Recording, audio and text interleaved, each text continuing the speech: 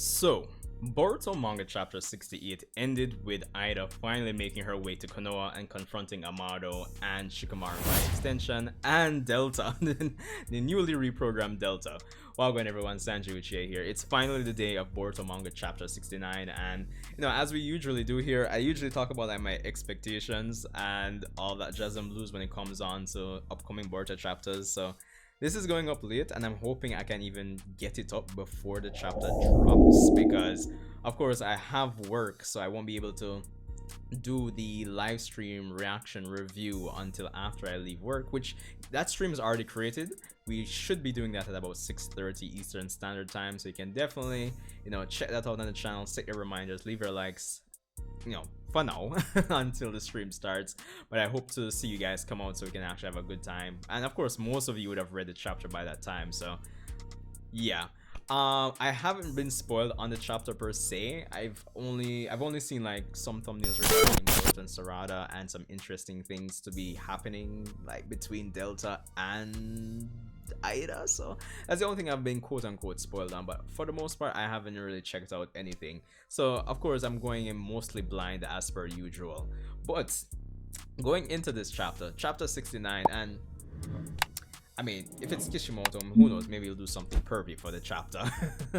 But in terms of expectations, my little pre-chapter expectations, honestly, with Eida actually confronting Amado, I think this is the perfect time for... It's like at the perfect time, because, like, to be honest, going into every chapter, guys, like I always say, it kind of feels like the story could go any direction.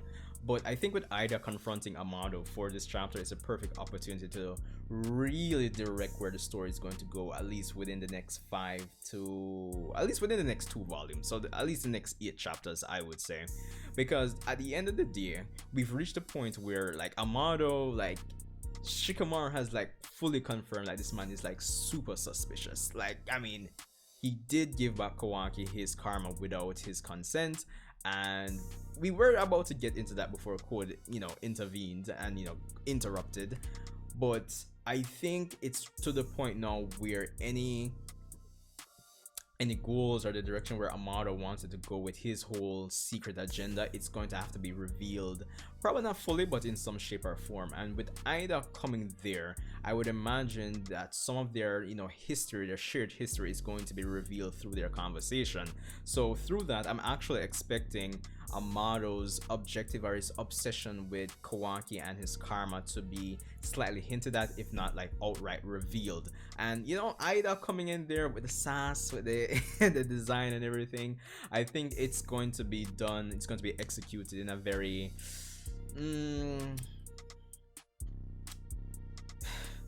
it's going to be done in a very stylish way in terms of how the dialogue and the narrative is going to be executed, especially with Delta, who has the attitude in the room as well, and Eida.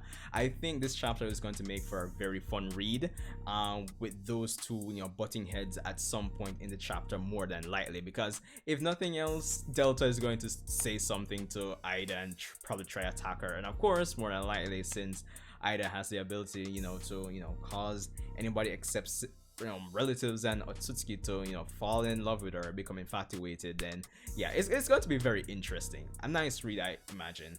Now, apart from actually getting a good direction of where the story is going to go through the revelation of Amado's agenda, potentially through the dialogue with Eida, I to be honest, I'm one to vote that even Code's limiters is like a plot point. It's going to be something, probably not even, maybe not this chapter, but I expect it's going to be something that's removed sooner rather than later.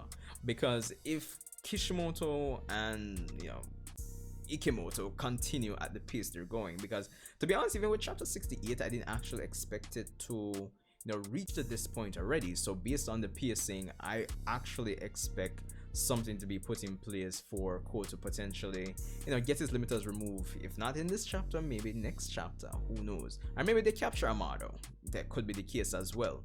Or maybe Kawaki wakes up and comes in time, so there's that.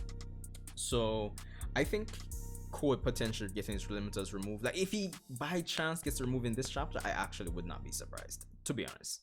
So there's one thing to consider.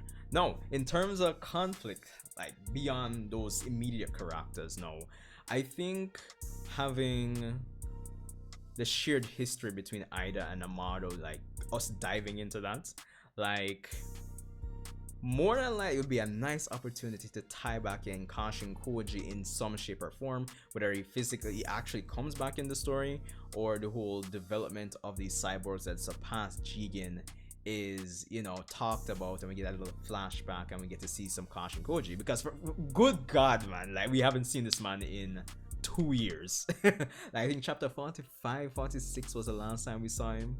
So yeah, it's been like almost a solid 24 chapters, almost, give or take, since we saw this man. And I think it's the ripe time for the revelation of this Jiraiya clone to be, you know, that there's a Jiraiya clone running around. I think it's a ripe opportunity for it to be revealed to Shikamaru, and then by extension eventually Naruto, who's currently going through a very emotional time, as, you know, of course Kawaki killed Boruto, you know, a few chapters ago. Nothing too dramatic, give or take, I'm just saying.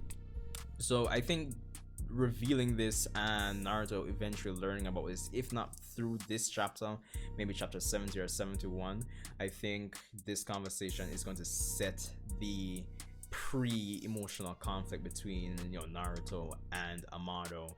Or it might not necessarily be conflict, but there's something has to come of it.